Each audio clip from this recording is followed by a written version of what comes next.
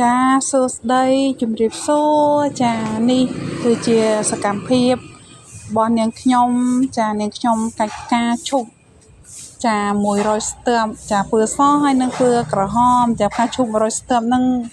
និយាយទៅគឺលក់ដាច់មែនទែនរាល់ថ្ងៃបុណ្យធំអញ្ចឹងណាលក់ដាច់អញ្ចឹងណាជារៀងរាល់ថ្ងៃសិលក៏លក់ដាច់ដែរមានយាយចាគាត់ទៅកាន់សិលហើយ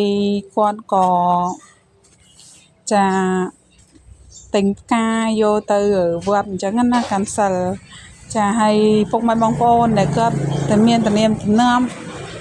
តាក់ទងជាមួយនឹងការសែនជារៀងរាល់ថ្ងៃសិលក៏គាត់ទិញរាល់សិលដែរគាត់ថាគាត់ទិញ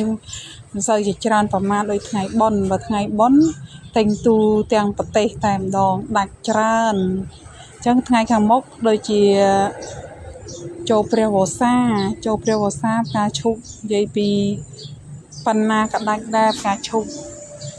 រកផ្កាឈប់អត់បានលក់ទេចាបើថាសិលធម្មតាវាមានផ្កាឈប់ច្រើនអញ្ចឹងណាព្រោះអ្នកសែនតែអ្នកមួយចំនួនតែបើថាថ្ងៃបុណ្យធំទូទាំងប្រទេសអញ្ចឹងគ្រប់ទីកន្លែងគឺត្រូវការផ្កាយកទៅវត្តអញ្ចឹងលក់ដាច់មែនតើអញ្ចឹងណាពុកម៉ែបងប្អូនអញ្ចឹងហើយពេលថ្ងៃបុណ្យចំពោះម៉ួយខ្លះបានបែបបានធំស្មើដៃលេខ1ផ្កាលេខ1ម៉ួយខ្លះក៏បេះបានមិនសូវបានអាលេខ1ទេបានលេខ2លាយលេខ2ខ្លះហើយម៉ួយខ្លះក៏ចង់បានស្អាតទាំងអស់ពេលថ្ងៃបុណ្យលក់ដាច់អញ្ចឹងពេលលក់ដាច់អញ្ចឹងម៉ូតទួយប៉ុណ្ណាក៏លក់ដាច់ដែរបនជាតិអញ្ចឹងណាមួយខ្លះកាត់យកមួយខ្លះកាត់អត់យកទេកាត់យកតែស្អាតលេខ1អញ្ចឹងណាអញ្ចឹងយើងត្រូវមើលតាមស្ថានភាពដែរ